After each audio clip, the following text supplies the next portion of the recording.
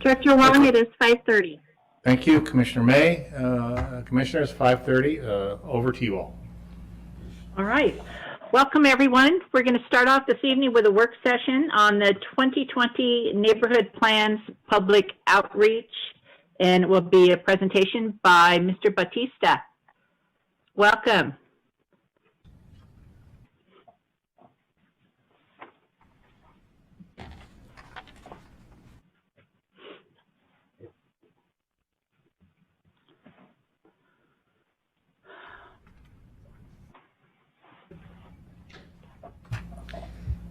Good evening, Commission.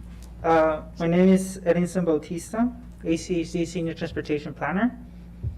In today's meeting, I wanted to present, I will remove this very quickly, sorry. I wanted to present an update regarding the Garden City and North Meridian Neighborhood Plan, bike and pedestrian plans, and the public outreach done for both plans.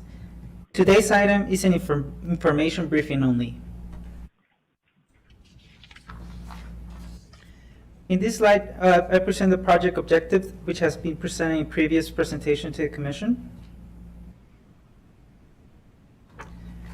Just as a reminder, in this slide, we're wanted to show the Garden City boundaries for this planning area and for the North Meridian planning area.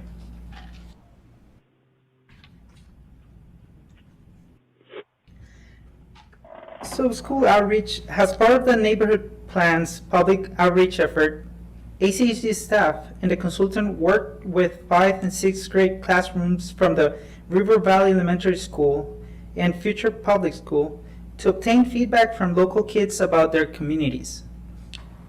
Maps of the planning area were presented to the students and discussed about walking and biking in their neighborhoods. We asked the kids what make them feel safe and challenges when walking and biking in their neighborhoods. Some of the comments that we received regarding the difficulties of walking and biking includes vehicle speeds, lack of lighting, vehicles inside the bike lanes, lack of infrastructure, and lack of connections to the pathways. River Valley Elementary School is located in the North Meridian area, and the Future Public Schools it's located in the Garden City area.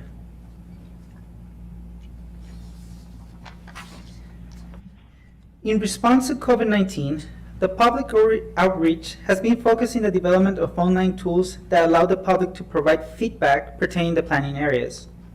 In April 2020, ACHD released a public interactive comment map that allowed the community to share their thoughts on the transportation needs and issues presented in their communities. Through this effort, Garden City received 145 public comments and North Meridian received 28. Using the public feedback, as well as the Roadways to Bikeway Master Plan and data analysis, a draft project list was prepared for each of the neighborhood areas. In July, we released an online open house tool to present to the public the draft project list and to request further feedback regarding the planning areas. The content of this second public outreach included the projects under consideration, project schedule, and the input received in April, and a survey. Through this effort, Garden City received 68 public comments and North Meridian received 53. In total, for Garden City, we received a total of 213 comments, and for North Meridian, 81 comments. All public comments were recorded as part of the plan. In Garden City, we recognize the importance of the Chinden Boulevard, Glenwood Street, and the Greenbelt Network. As well, in Meridian, we recognize the importance of the Chinden Corridor and their pathway network. For this reason, we shared the public comments relating to this location with ITD and the cities. The draft project list main focus is the ACHD road network and any pedestrian bicycle project ITD and the cities recommend for the planning areas.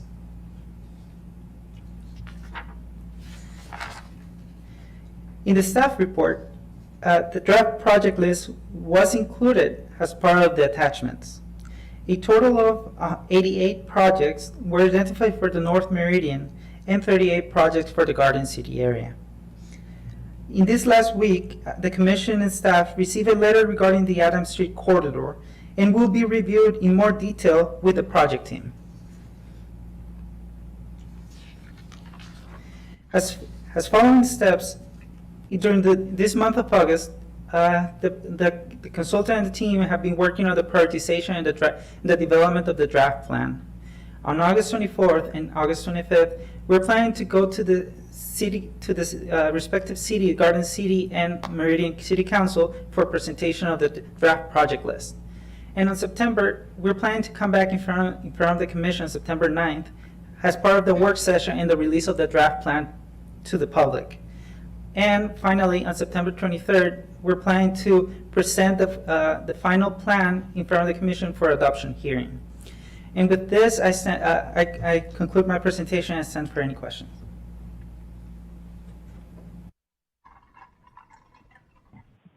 Thank you very much. Do we have any comments or questions from the commissioners? You do for me. All right, Commissioner Goldthorpe. Edmondson, I was just wondering how much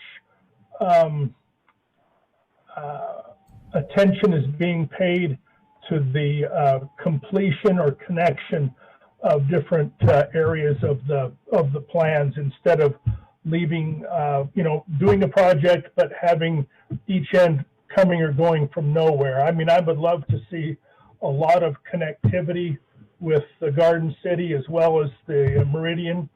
I know the city of Meridian has been championing connectivity issues forever, and anything that we could do to help them without making a lot of dead ends on whatever projects we're going to suggest would be greatly appreciated.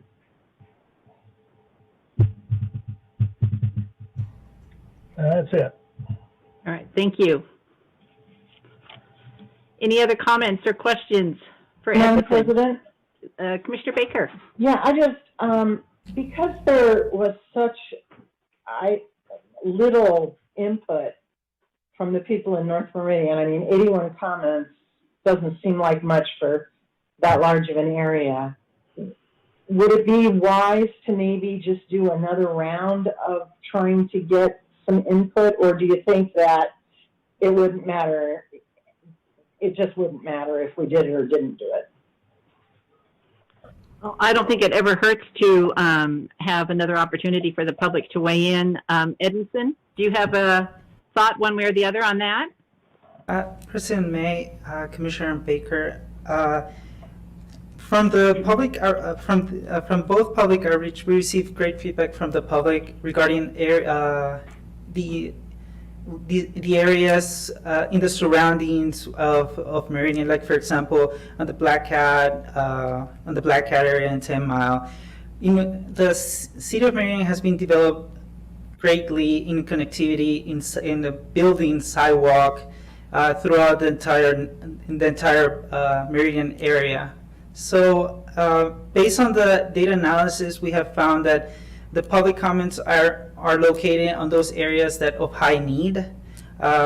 If the commission prefer to staff to go back and release an additional public outreach, we would take that recommendation from the commission if that's something that they would like to see from us. That's fine then. I mean, if you feel that it was an appropriate outreach effort and we got what we needed, that's fine. I mean, I guess it does make sense. North Meridian has a lot of new development, and all of these facilities would have been put into place by the developer. So, okay, that's fine. Thank you. Madam President? Good question, Commissioner Baker. Thank you. Commissioner Goldthorpe? One more question, Edmondson. What was the specifics of our outreach efforts? Commissioner Goldthorpe, Madam President, Commissioner Goldthorpe, the specifics,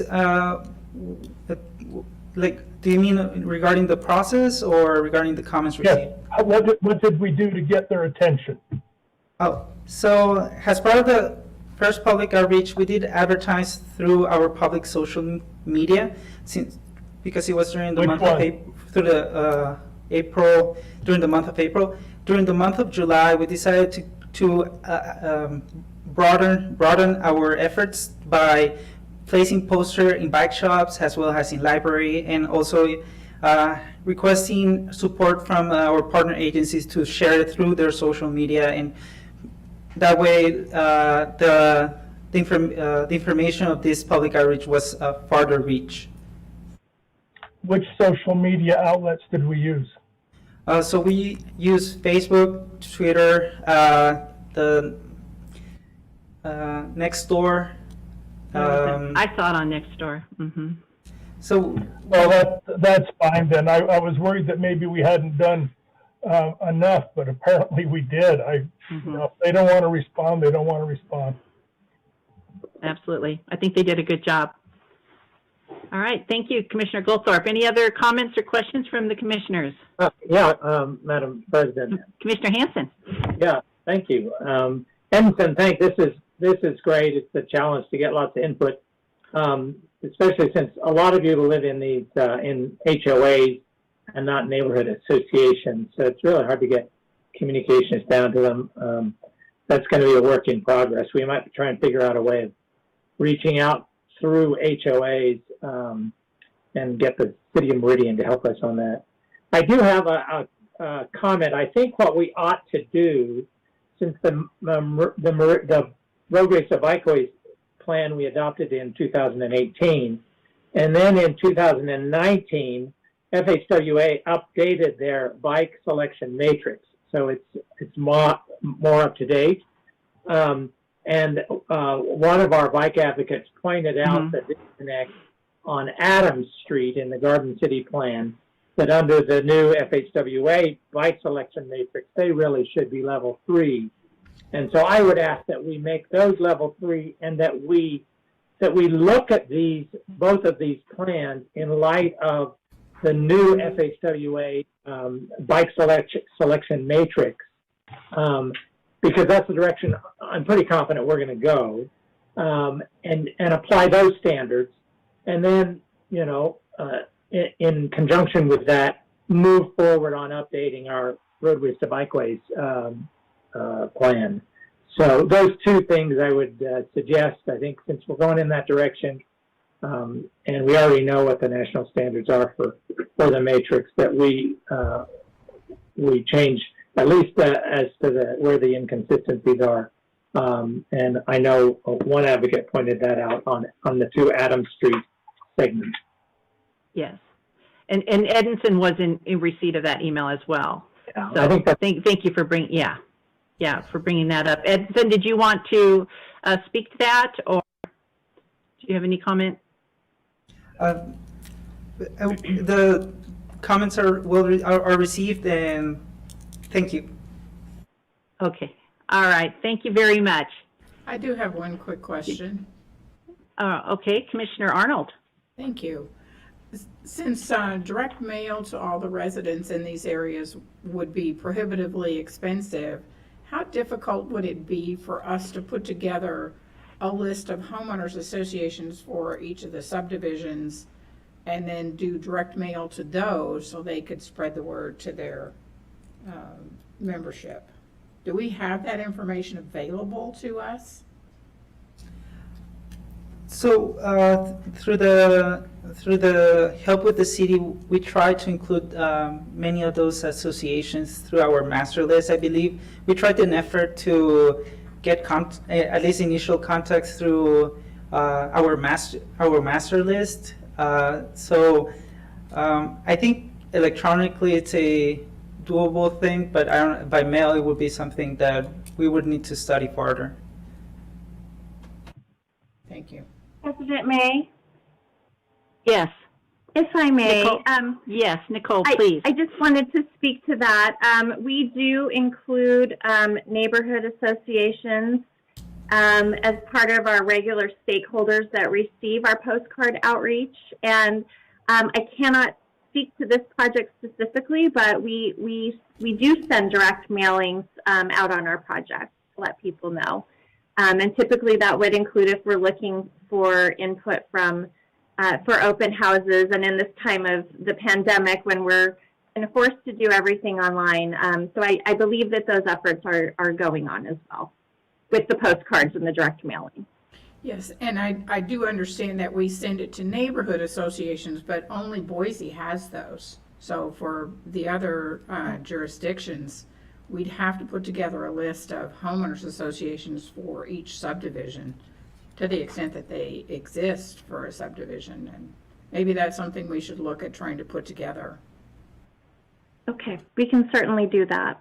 Thank you. Madam President, I have a question for Nicole. Thanks, Nicole. Commissioner You're Goldthorpe. welcome. Nicole, have we used the U.S. Postal Service's Every Door Direct Mail program like Commuteride does? Yes, we do. Okay, super. Because that is cheap city compared to the rest of the programs. Good.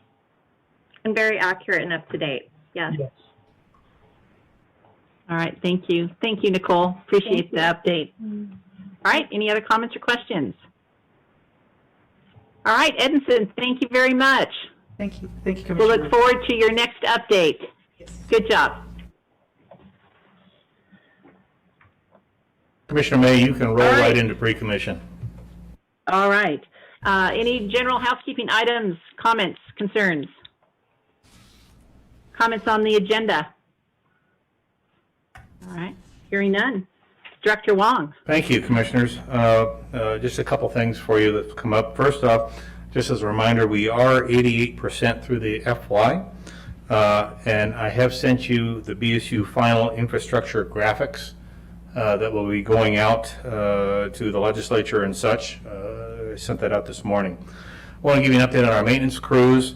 As you know, we deferred chip sealing to work on the backlog of operations through all of Ada County. As of today, we are 57% through that backlog, and we expect to be completely through it by the end of the calendar year.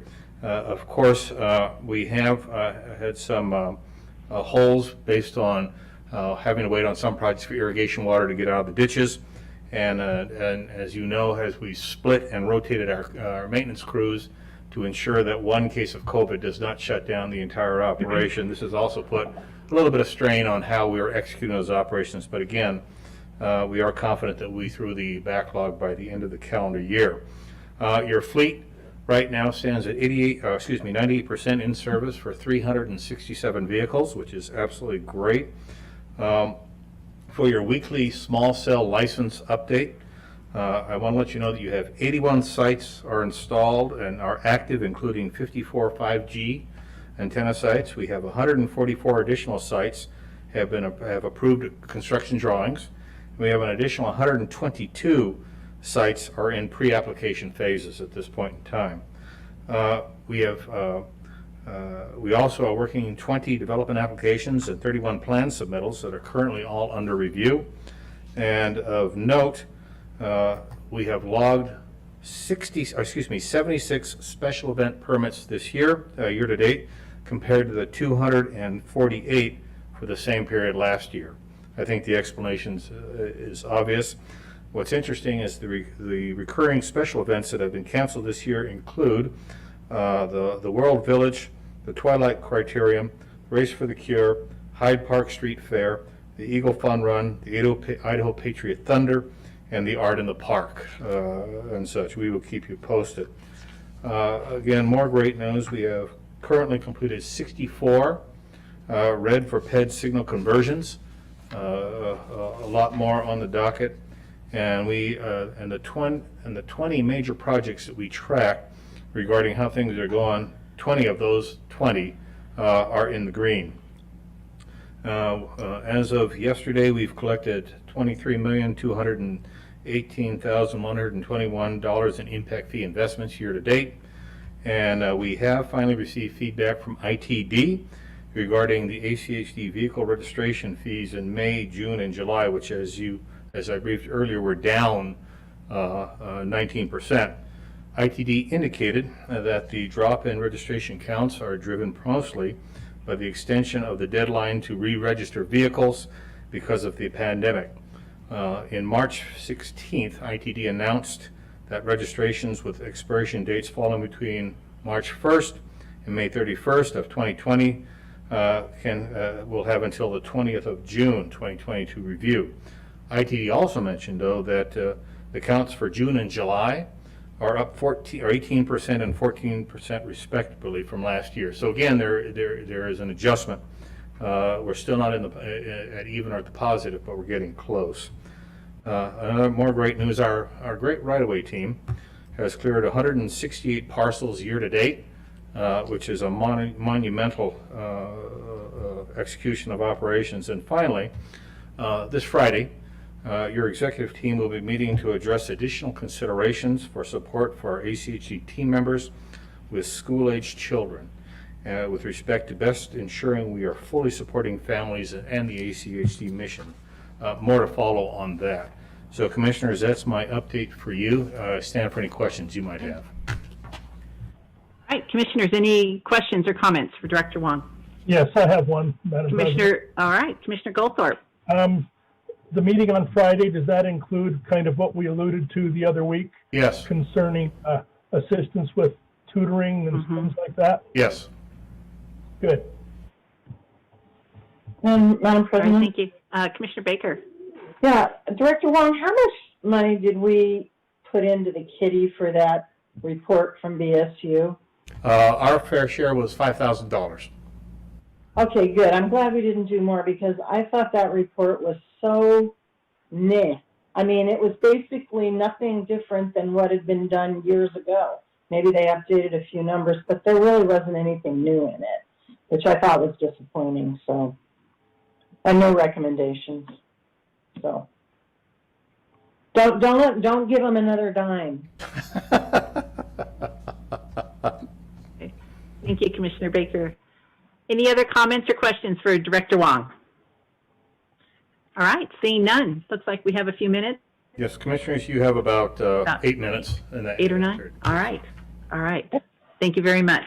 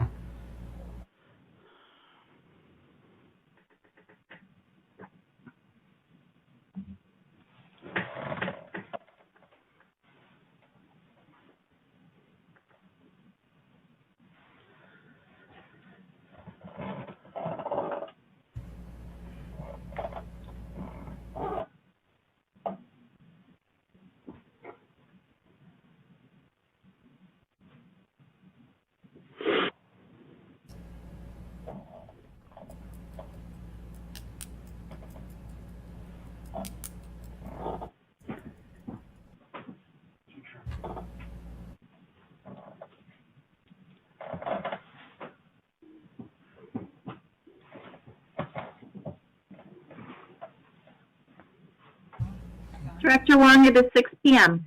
Okay, thank you. Commissioner May? All right, thank you. Welcome, everyone. I will now call our August 19th Commission meeting to order. And Director Wong, if you would please lead everyone in the Pledge of Allegiance. If you'll please stand and join with me. I pledge allegiance to the flag of the United States of America and to the republic for which it stands, one nation, under God, indivisible, with liberty and justice for all. All right, thank you. All right, this evening, we are recognizing Joe Molnick, ACHD's Assistant Traffic Operations Engineer, for his exceptional dedication to public safety. There he is. Joe, in addition to his duties in traffic operations and manning our traffic management center, has been instrumental in installing many of the pedestrian signal controls that override the flashing yellow vehicle signals until the pedestrian crosswalk signal timers have expired. As such, his commitment to safety for all users has unquestionably raised the bar, and we are so very thankful for Joe's dedication to ACHD's mission. On behalf of the entire ACHD team, thank you, Joe, for a job very well done.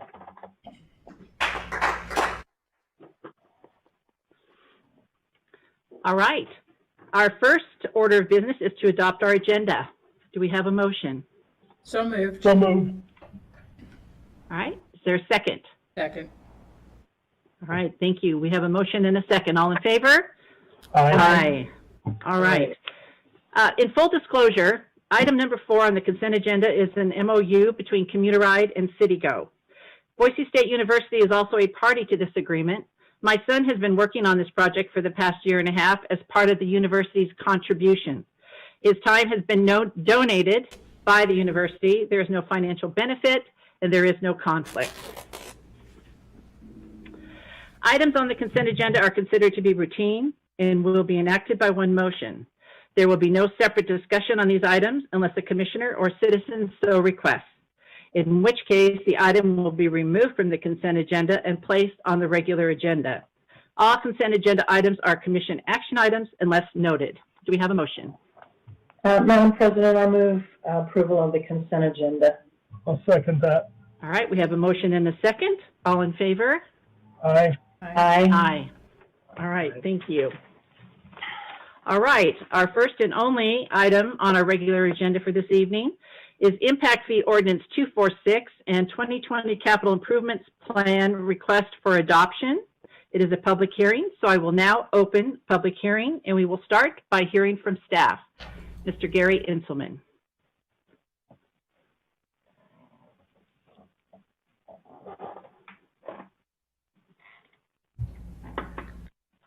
Welcome, Gary. Madam President, before we get to that, I just wanted to Sorry. say, Commissioner Baker.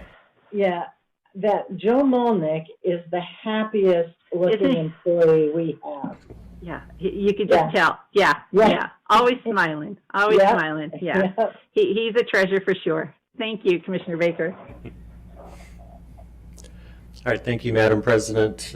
For the record, Gary Inselman, Deputy Director of Development Technical Services. As you stated, this is a public hearing and a decision briefing on Impact Fee Ordinance 246 and the 2020 Capital Improvements Plan. I'll do a quick overview of the update process, the 2020 CIP, and then Impact Fee Ordinance 246 tonight.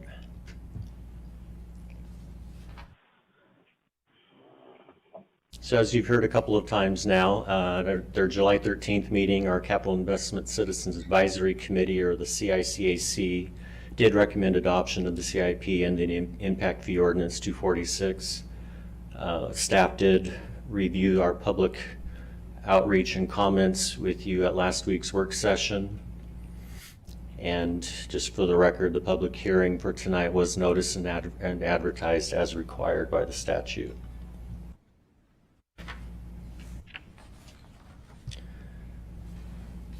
You all have seen these next two slides a few times. We do have some very specific requirements in the Idaho Development Impact Fee Act for how to develop our capital improvements plan. We have followed that in the development of this plan. And the last bullet on this page, the table establishing a specific level or quantity of use, consumption, or discharge of a service unit is an important factor in the development of this plan. We'll discuss that in more detail later.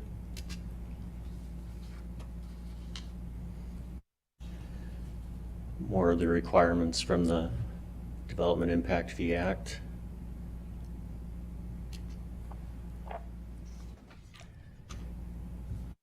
Again, as a reminder, and for the public, our 2020 CIP update, it is based on the Communities in Motion 2040 2.0 Long Range Transportation Plan that was approved by the Compass Board in December of 2018.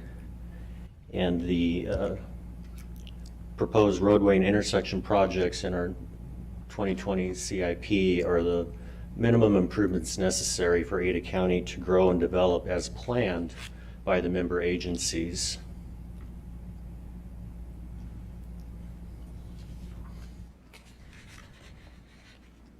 This is some of the socioeconomic data from Communities in Motion. You can see the projected increase in population, households, employment. And then the bottom table is the impact to the ACHD system, that net new system vehicle miles traveled, projected from that planned growth over the 20-year period.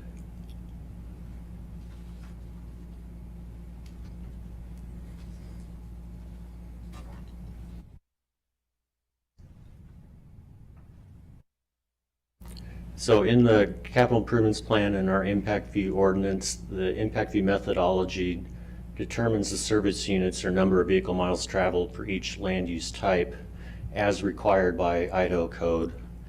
And by using the standard unit of measure for each land use, we are able to determine the proportionate share of those system improvement costs for the capital improvement plan projects that reasonably relate to the service demands and needs of the planned and new development. This is just an example of some of the non-residential new building that has gone on in the Boise area between 16 and 19 as prepared by Compass. You can see there's some large increases in square footage in the downtown area in the southeast. This next graphic, again from Compass, shows the planned growth from Communities in Motion 2040 and the projected new trip growth. This is presented as new trip growth per acre by the traffic analysis zones. And the job growth in the east of the county, you can see the incredible new trip growth projected in the downtown area. It does, with the residential growth predominantly occurring on the west end of the county and Canyon County and to the south, it does set up a tremendous demand for that east-west travel that we all see on the interstate in the mornings and the afternoon, or our parallel roadways, arterial roadways that help accommodate that east-west commute travel.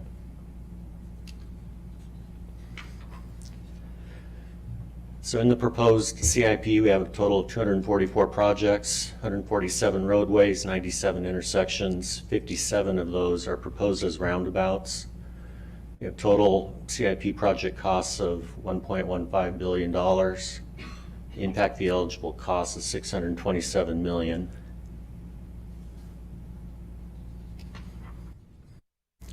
So this is the map of the draft projects. The blue segments are 3-lane road segments. The red are 7-lane. That's Overland, Fairview, the section of Linder that crosses the river, and State Street. And the darker segments are 5-lane road segments. Just highlight a few new additions to this plan from the old plan from 2016. There was some segments of the west end of Beacon Light and Floating Feather added in the Star area in response and to their growth and their planned growth over the next 20 years. Down in the south, We have extended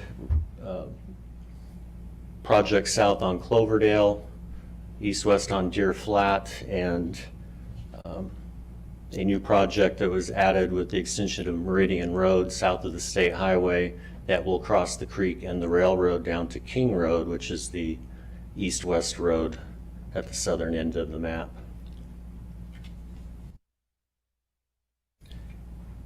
In the east, we did add a couple of intersections at Boise and Eckert, Warm Springs and Eckert. And in northwest Meridian, there are some new segments of Star and Ustick Road out in that area to help accommodate that planned growth out there and the new high school that is being built.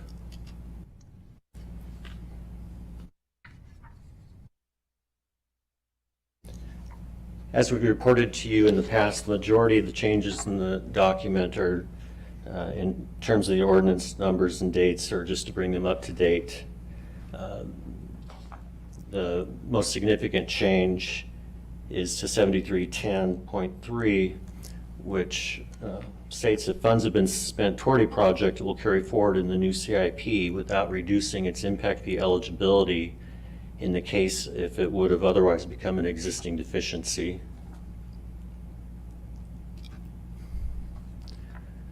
I think we reviewed some of these with you last week as well. Since the public comment draft, we did remove the functional classification map as an exhibit in the CIP. That was in response to a public comment received. And we did have a typo in one of the project costs for some right-of-way costs in the Victory Road segment that is an existing deficiency, so those costs were removed. The implications for the impact fee rates as proposed in the CIP and the draft Ordinance 246, it does result in an average 9% increase in the rates. You can see for a single family residence, that would be an increase of $290.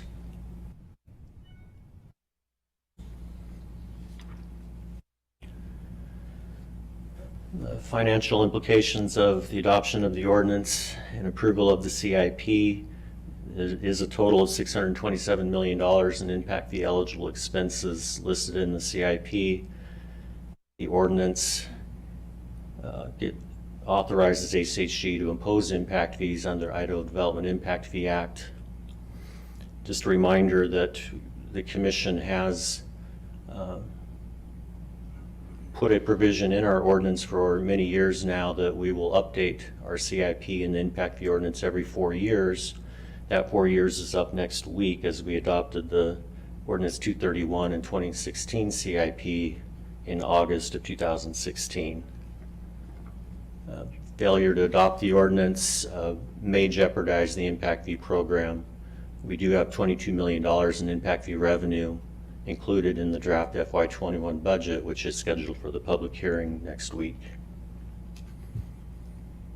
With that, staff does recommend that the Commission approve and concurrently adopt Impact Fee Ordinance 246 and the 2020 Capital Improvements Plan. And just as a reminder, a supermajority vote is required to adopt an ordinance. And with that, I would stand for any questions. All right, thank you, Mr. Inselman. Commissioners, any comments or questions for Mr. Inselman? Yes, I have one, Madam President. Commissioner Goldthorpe. Gary, is it possible, I would use the word appropriate, but I'd have to swallow hard. Is it possible to propose some minor changes to the CIP in the motion that we make tonight? Commissioner Goldthorpe, it would most likely depend on what those minor changes may be or how minor they are and the impacts it would have rippling through the rest of the documents and the ordinance. Okay, thank you. Any other questions or comments from commissioners before we hear from some individuals that have signed up to testify? All right, seeing none. Thank you, Mr. Inselman. Ms. Spencer, I have Mr. Kostelak that has signed up, Yes, would like ma'am. to speak. Okay, Thank you, Commissioners. all right. Select 1632 South Riverstone, Boise. All right, welcome.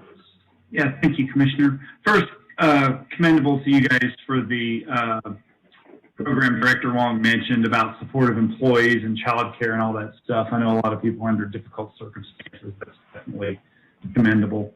For the CIP, in the May 7th, 2018 Facebook Live forum hosted by ACHD, Commissioner Baker said that motorist level of service, which is the entire focus of your CIP, is, quote, a comfort measure, not a safety measure, unquote. Commissioner Baker was exactly right.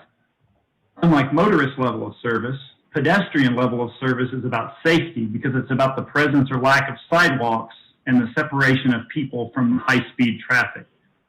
Yet ACHD doesn't perform any of that analysis. In round numbers, the CIP you're about to adopt is a $900 million motorist comfort plan with about $250 million from ACHD general revenues, not impact fees. That's pretty amazing.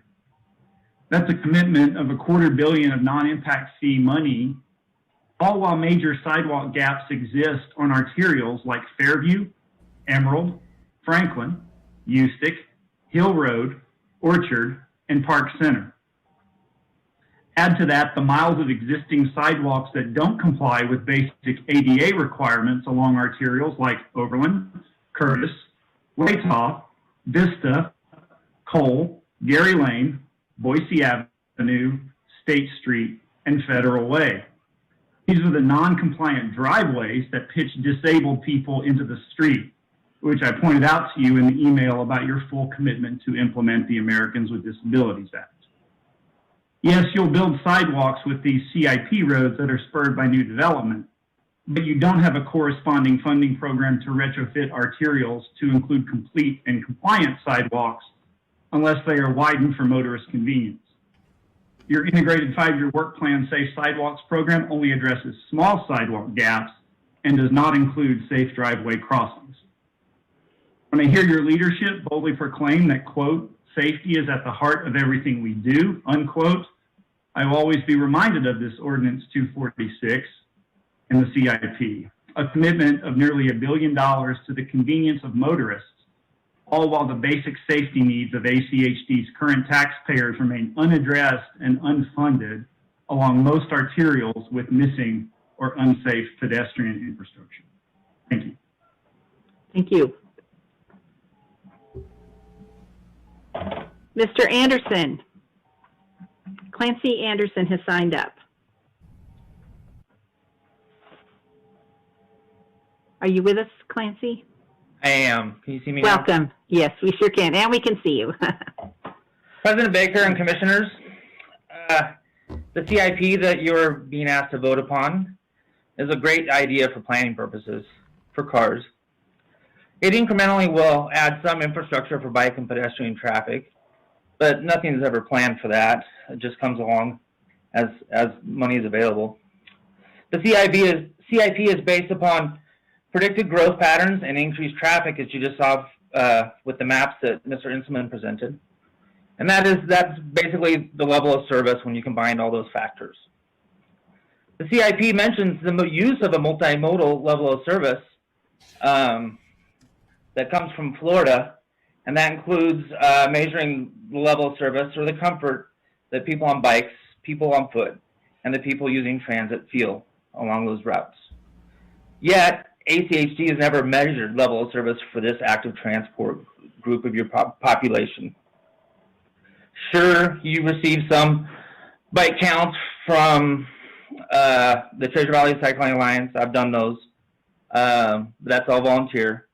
You may actually do some bike counts for specific projects, but overall, we have no clue. Compass did a level of service back in 2013, I believe, but that's the last time. Yet, we're making decisions for the next 20 years based upon a level of service just for cars. How do we know if people want to walk or bike in an area, or if they feel comfortable doing so? It's kind of like the old adage that unless the bridge is there, you'll never know if people want to get across that river. That's all I have, so thank you for your time. All right, thank you very much. All right, next we have Austin Walkins. Mr. Walkins? All right, thank you. Can you hear me okay? Yes, we can. If you could just state your name and address, please, sir. Yeah, my name is Austin Walkins. My address is 4200 North Penfield Place, Boise, Idaho, 83713. Welcome. Thank you. And I'm also here on behalf, professionally, I work for the Idaho Conservation League, which is at 710 North 6th Street, Boise, Idaho, 83702. I want to start out by thanking all the hard work that went into all the documents that were presented tonight, so appreciate that. And I just wanted to speak a little bit on the multimodal level of service tool that ACHD used as part of the CIP. I work for the Idaho Conservation League. We do a lot of different things related to the environment. One of those is helping to promote active transportation. And oftentimes when we're working with folks and encouraging them to walk and bike more, one of the things we hear is that they don't feel safe to do so. And that's a big barrier for them to either recreate with walking and biking or to use it as a means to get to work or do shopping or other things beyond simply recreation. And my understanding is the tool, this multimodal level of service tool from Florida that ACHD used, has some modules to look at bike and ped level of service, and I think that's really exciting. I hope that going into the future that these modules are used in other projects and working groups and committees.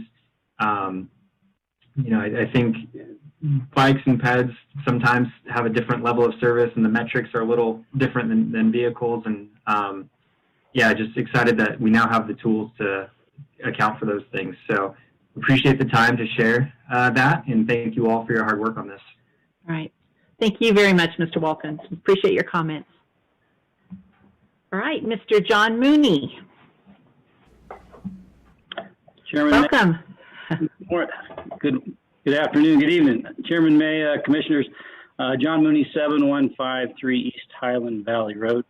I also want to mention the multimodal level of service, and thank you for including that in the CIP and your deliberations. And I wanted to pass on a personal experience. The last decade or so of my work life, I had a fairly long commute, 23 miles one way, so a 46-mile round trip.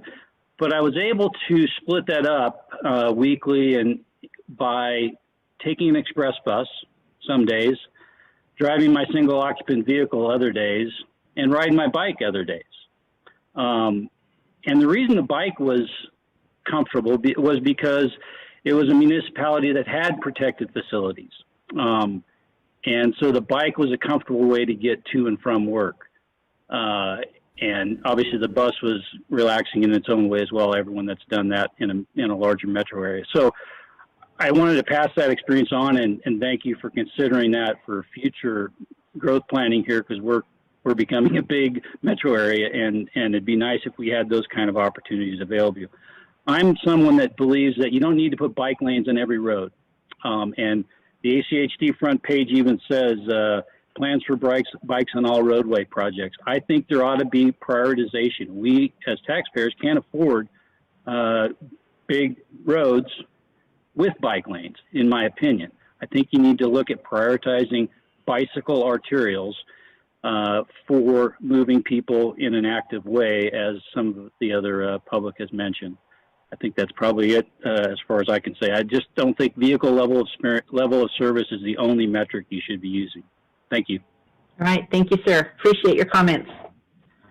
All right. Marissa Keith.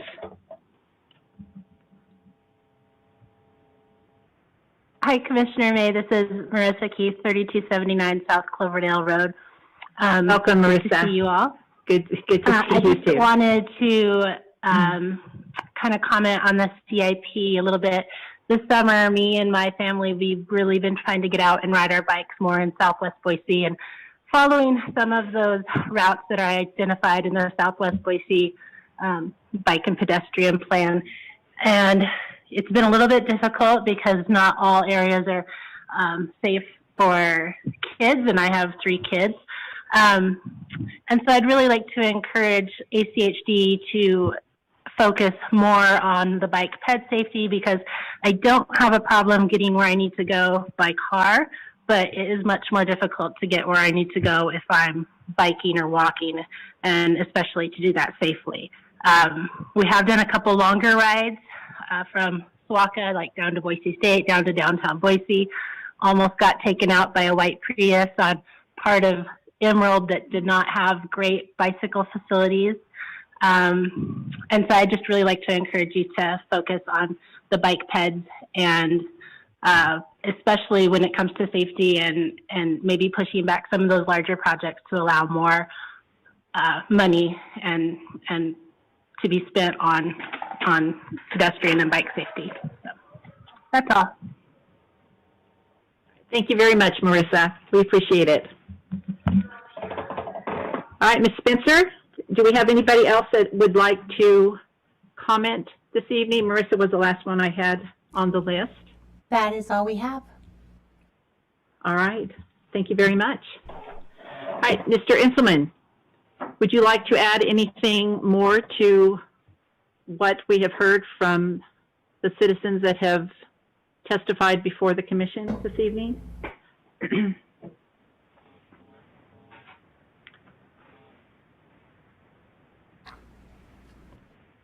In case there's anything you'd like to add. Madam President, no, not unless you have specific questions for me. Okay, some commissioners may very well, but thank you very much. Mr. Price, did you? Yes, Madam President, Commissioners, welcome. For the record, Steve Price.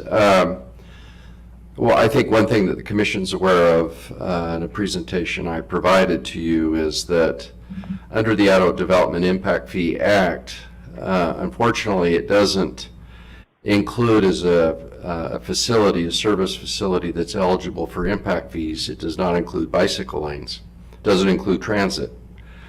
And so what we're going to be proposing is going into at the legislature and proposing an amendment to the Development Impact Fee Act to include those particular items of infrastructure. So most certainly I'm sympathetic to the comments about multimodal and the need for those, and can assure you those people at your direction that we'll be going to the legislature and seeking to get that fixed. Very good. Thank you very much, Mr. Price. All right, commissioners. Anybody have any comments? Or Commissioner Hanson, please. Yeah. Thank you. Thanks, Steve. Yeah, I appreciate that there's limitations in the statute, that we can't do some things.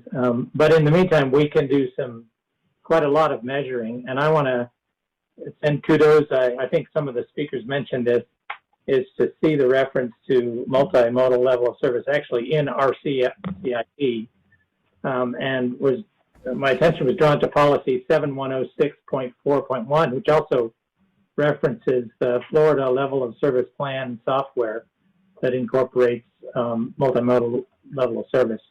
So what I'd like to do is move forward. As you know, I have lots of objections to the existing CIP. I didn't support it 4 years ago, and the challenge by not getting what I'd like in this one is Ordinance 231A is worse.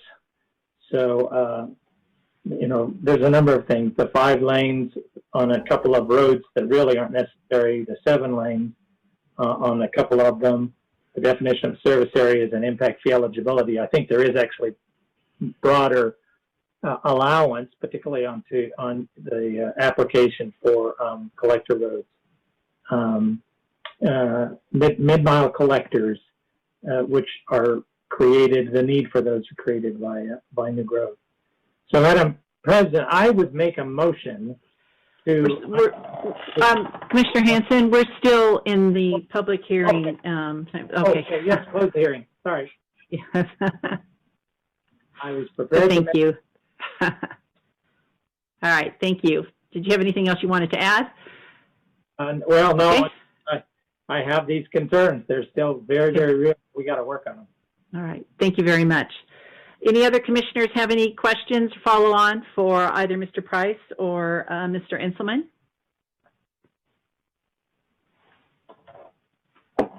Okay, going once. All right, hearing none and no more individuals have signed up to comment, I will go ahead and now close the public hearing. All right. Are you ready? All right, commissioners. Madam We have President? this matter before you. Commissioner Hanson. Thank you. Appreciate this. I would make a motion to adopt Ordinance 246 and the 2020 Capital Improvements Plan with the clarification. The HHD Commission supports measuring the impacts of CIP projects on pedestrian and bicycle level of service using tools in Florida's level of service plan software that our HHD already has access to and endorses in the 2020 CIP and in HHD policy 7106.4.1, and direct staff to come back to the Commission with a proposed action plan to develop a pedestrian and bicycle level of service policy for ACHD projects, plans, and traffic studies that must include how ACHD will engage its Bicycle Advisory Committee and Pedestrian Advisory Committee in the development and implementation of the pedestrian and bicycle level of service policy. All right, thank you, Commissioner Hanson. Commissioners, we have a motion. Is there a second? Madam President, Commissioner Goldthorpe. I would like to offer a substitute motion. I am in favor of what Commissioner Hanson just proposed, but I would like to include some minor modifications of our CIP. Some of the streets, as Commissioner Hanson alluded to, that might not need to be so wide initially. Someone tell me how fast Mr. Price gets up when I start. Anyway. Commissioner Goldthorpe, is this, would this be appropriate for you to ask Commissioner Hanson if he would like to include or expand on his motion rather than making a substitute motion? Sure. Be happy to. Just tell me what they are. Okay, let's start President there. May, Okay. I would point out that Commissioner Hanson did not get a second, so there is no active motion there to is be no modified. motion to add to. Thank you, Commissioner Arnold. Then I All would second that, but we need to add some to it. All right, so we have a motion by Commissioner Hanson, and we have a second by Commissioner Goldthorpe. All right, discussion. Thank you. Yes, Madam President. You'd indicated that once the second was achieved, that you would entertain, or that we would entertain some modification or addition to that motion. Is that appropriate now? I believe this is the, Mr. Price, do you want to address this so we are going in the right direction? Since we wanted to add, yeah, go ahead. I'm sorry, Madam President, what's the question? As you know, Commissioner Hanson made the motion. Commissioner Goldthorpe Seconded. would like to expand on that. Okay, so the motion is seconded. So now we have the discussion. And so he would like to have some conditions attached to this motion. Is that correct, Commissioner Goldthorpe? Yes. Is that appropriate to do during the discussion times? We already have a motion and a second. What's the procedure going forward?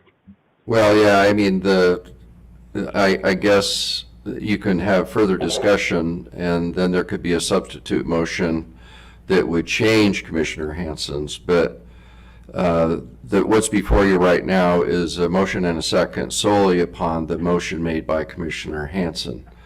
Any addition or conditions attached to that would need to come in the form of a substitute motion. All right. Commissioner So May. Commissioner Goldthorpe, let's go forward with the discussion where you can bring up your points, and then we'll go from My there. points would be made in a substitute motion, according to Mr. Price. So what do you need to make, Kent? What are the changes you'd like? Okay, well, I would like, for instance, to constrain all of the roads except for Franklin Road west of Black Cat to 3 lanes while we preserve for 5 lanes. Is that appropriate, Steve? Well, those are not minor, Madam President, I'm sorry. Yeah, no. So Ma- that's ma- your substitute motion. No, I've got a few more. Madam President, Hold on, just one moment. Commissioner Baker, and then Mr. Price, I'd like you to weigh in on this. Okay. well, I guess I think we're off. my point is, perhaps these are things that would more likely be placed in the 5-year or the 5-year integrated work plan, because this is long-term. This is the plan for the county. I would be real hesitant to constrain something now when in the year 2040 we're going to have, 800,000 people in this community. I just think it's probably unwise to do it now, but do it more when it's actually going to occur within a shorter time frame. Right. I would agree with Commissioner Baker. This is a pretty large pivot. We've already had the discussion and vetted what's before us this evening. We have not had any of this raised during our work sessions or meetings leading up to this evening. And so I think, along with Commissioner Baker, that perhaps this might be better as we go forward. We can have it properly vetted, get input from the other land use jurisdictions, staff can weigh in, et cetera, going forward. So I would agree with Commissioner Baker as well. You know, I would argue that we have had some discussion about this. It was just put off until tonight. Well, I don't recall anything about any major addition to this about constraining all roads. And we don't have a crystal ball, we don't. Well, I didn't say all roads. I defined them very clearly. And we have had discussion about some of these roads. I was going to talk about Cloverdale, about Linder, about Maple Grove, Star Road, and Black Cat. And we haven't had discussions about all of them, but we have had discussions about some of them. well, and specific to what your motion is, Commissioner Goldthorpe, respectfully, I would say we have not had this in-depth discussion about constraining the roads going forward and attaching it to what's before us this evening. And that's not to say we can't have this discussion going forward and act on it, but I'm not sure this is the appropriate motion for what's before us this evening. Commissioner May? Commissioner Arnold. Thank you. I'm going to make a substitute motion that we approve the ordinance number 246 and the 2020 capital improvements plan as presented tonight.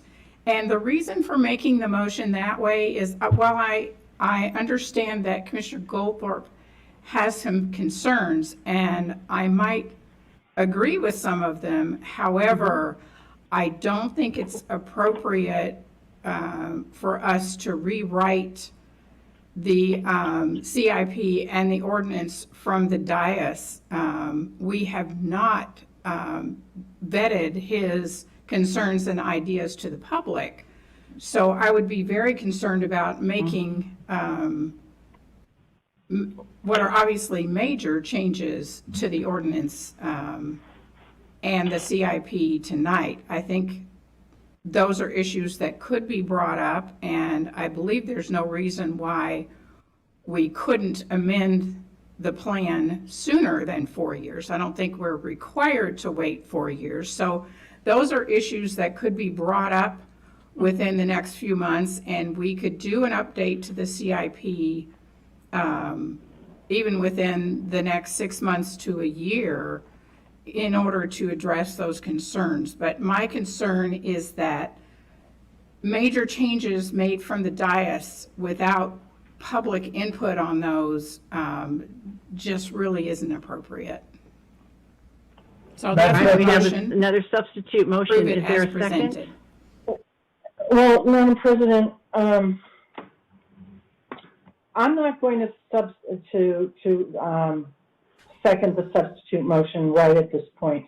I'd like to have a discussion beyond the substitute motion in a little different direction. So I guess I'd ask Steve, Yeah. can we just have more discussion? Mr. Price, we have one substitute motion, and then now we just, that has not been seconded. We have another substitute motion that was made by Commissioner Arnold. I feel that we need to have a second or not. The substitute motion would die for lack of a second before we launch into another discussion. I think it's warranted, and I want everybody to Madam have an President, I agree. opportunity You need to weigh in. have a second on the second substitute for discussion. Otherwise, it would die for lack of a second. And we Right. can certainly All right, so continue we to have- have discussion even Absolutely, after the absolutely. motions are seconded, so. Okay, I will Absolutely. substitute Commissioner Arnold's substitute motion with the stipulation that I may withdraw it after we have discussion, No. okay? Okay. No? Let's just discuss. Yeah, Okay, I think let you me can just make your second, we discuss, and then Okay, we let go me- from there. Let me discuss, okay? Are you I'm really seconding? not going to get into the weeds here. I'm not going to get into, I know. Commissioner Baker, did you second? yes. Okay, so we have a substitute motion and a second. Now let's have our discussion. Thank you, Mr. Okay. Price. So I would like to just make a small discussion here. Okay, I'm not going to get into the weeds about what Mr. Hansen said. I'm not going to get into the weeds about what Mr. Goldthorpe says. I think those things are all premature at this point. What is before us is what I would like to discuss is the chart that shows the fee structure.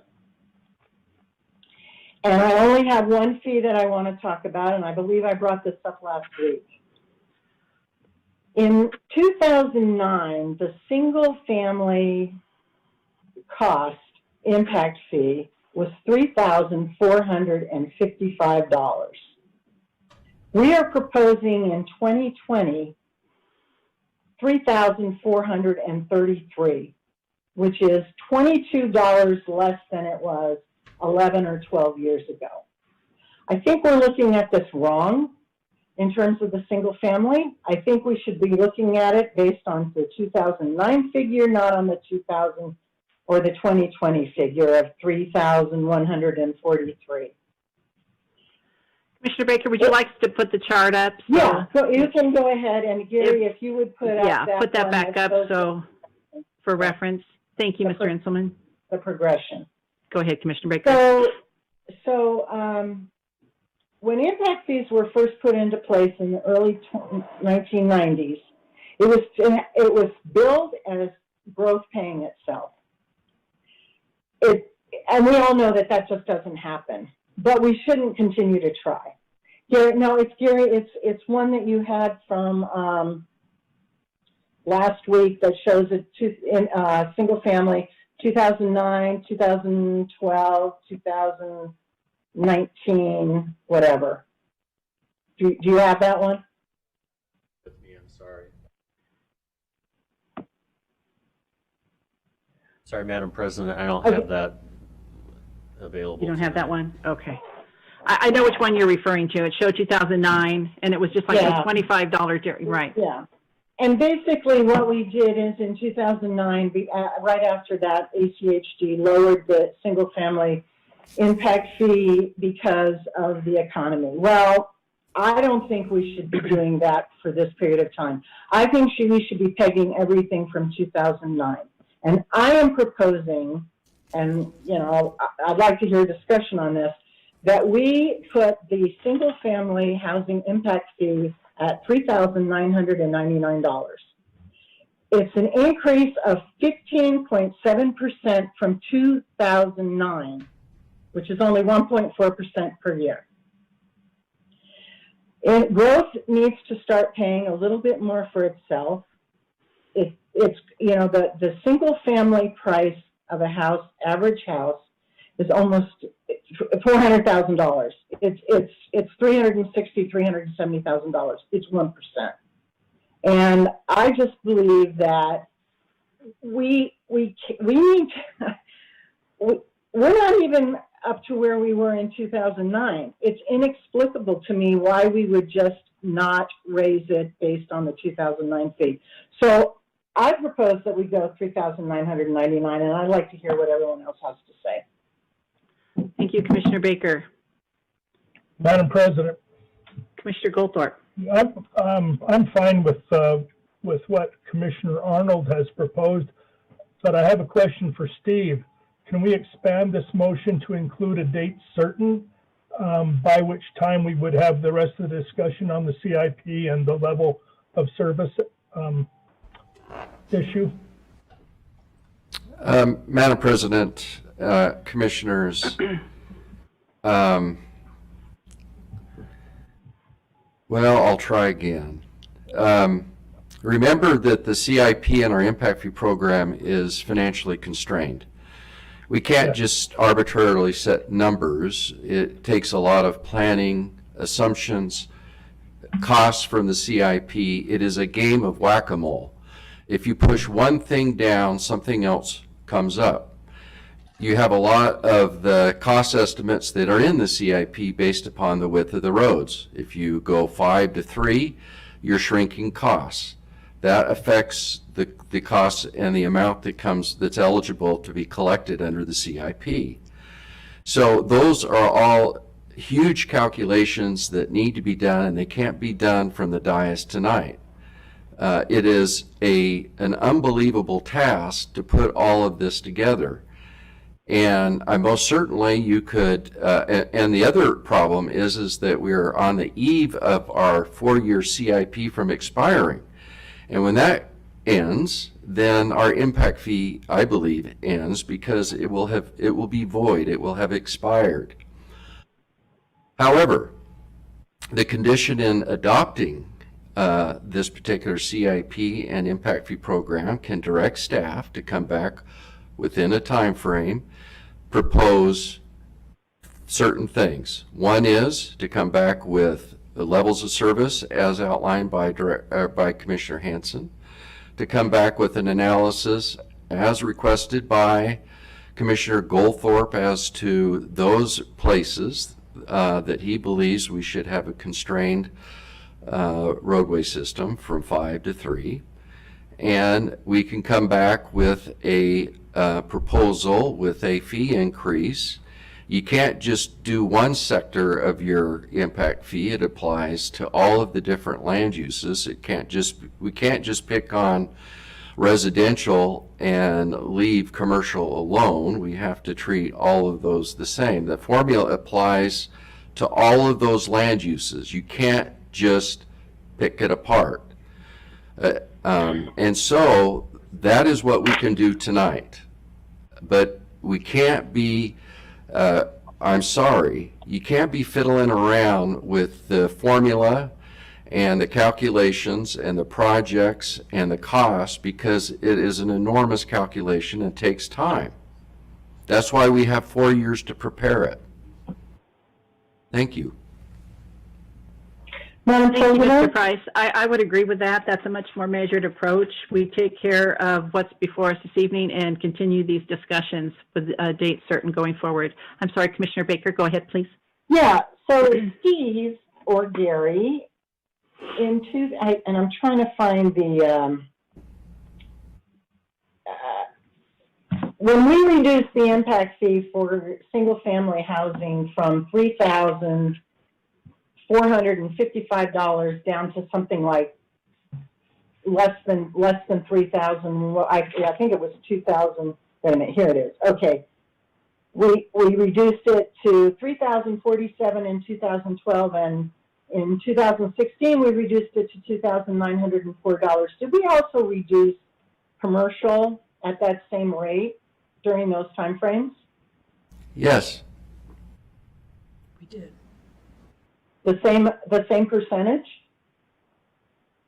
Yes. Yes. I believe so. Okay. The way we reduce right. it is that we remove items from the CIP, which affects the total cost that we can recover through a fee.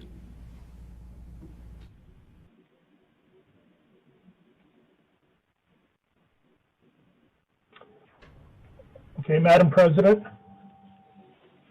Mr. Goldthorpe? I would be very agreeable to doing everything that Steve just suggested, and perhaps we can set a time certain for that discussion to occur as perhaps the evening meeting of March of next year. Madam President, that's agreeable with staff. All right, thank you very much. Thank you very much. And I think each of these items does warrant a appropriately vetted and conclusive and comprehensive evaluation and input. And Commissioner Arnold's point about making sure that the public has an opportunity to weigh in is critical as well. And you have my support. Thank you, Commissioner Goldthorpe. Any further discussion? Yeah, Madam President, just Commissioner Hanson. I appreciate that. I would suggest so we have a substitute motion just to approve the ordinance and the CIP, and then the original motion, which is not to change the CIP, but simply to direct staff to come back with a policy. We now have a date that we would have that policy presented to us, and I would be agreeable saying we will also, by that date, have considered the concerns raised by Commissioner Goldthorpe. And so I'm not too sure what we're voting on because because there wasn't really I wasn't sure whether Commissioner Baker seconded the general motion. Yes, she did. Oh, no. She did, yeah. Okay, so that motion has no direction. The motion I made, the original motion, has direction. I would be happy to add Commissioner Gold, the description price added to that. Okay. I appreciate your comments, but the motion before us right now is a substitute motion made by Commissioner Arnold, and it was seconded by Commissioner Baker. Now, Mr. Price, would we need to do a separate motion to include these items for discussion at a later date in March? Do we need a separate motion for that, or just stating it sufficient? Madam President, Commissioners, I can't see Stacy right now, but I know she's rolling around on the ground trying to figure out what's going on. My preference is that we have a substitute motion, and I believe either Commissioner Arnold or Commissioner Hanson, one of you most certainly. I think we all know what the motion is. I think somebody just does a substitute motion and clearly states it, and we go forward with that. All right, Commissioner Arnold, this is your motion that's on the floor right now. Mr. Price, would it be appropriate for me to amend my motion to add a provision that yes, staff would come back to the commission in March, not later than the night meeting in March, with some updated information and proposals that we could review and consider placing in the CIP at that point? I mean, I would amend my motion to that effect if Commissioner Baker would agree to that. Second needs to agree, absolutely. Commissioner Baker? Well, I think that with a little bit of specificity, I believe Commissioner Hanson and Commissioner Goldthorpe both have outlined the things that staff should come back with. And if you could simply include those, then we would do that. Okay, I will include those. That staff would bring, just so that bring those back to us no later than March for discussion and possible implementation or inclusion in a CIP update. And Commissioner Baker nodded affirmative. I don't know what. Well, the items I want to be specific so we don't end up in a huge snag. The level of service, the fee increase, the discussion about constraining lanes, and Commissioner Hanson. No, that Was there? It was level of service. pedestrian level of service, a draft pedestrian level of service policy. Yeah. It's what I'm asking for. All right, so those are all included. All right, and Commissioner Arnold amended her motion.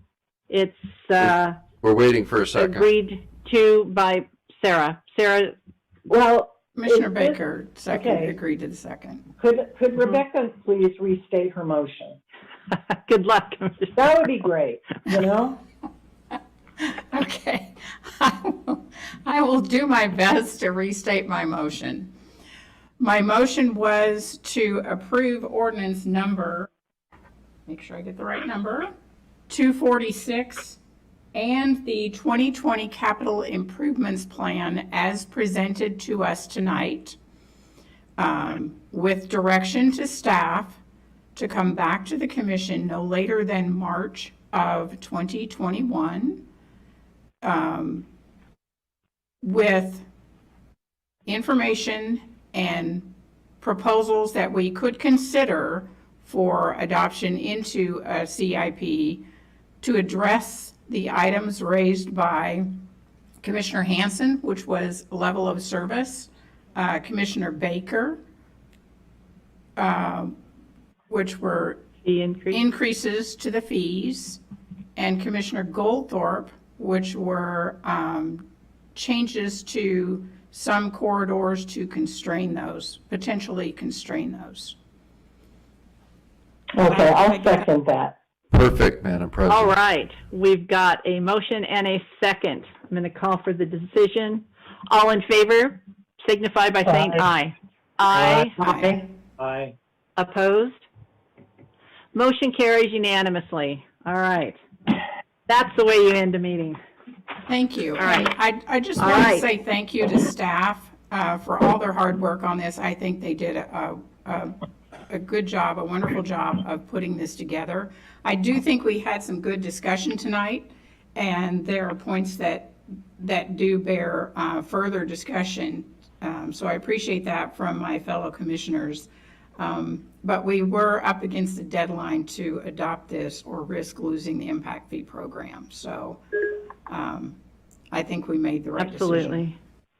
I do too. I do too. Thank you for that. And each item that is listed deserves the proper amount of time to vet it appropriately. And they're all very important matters. So I think we came up with a good motion in the end. So thank you, everybody, for working together so well. Our last item of business, public communications.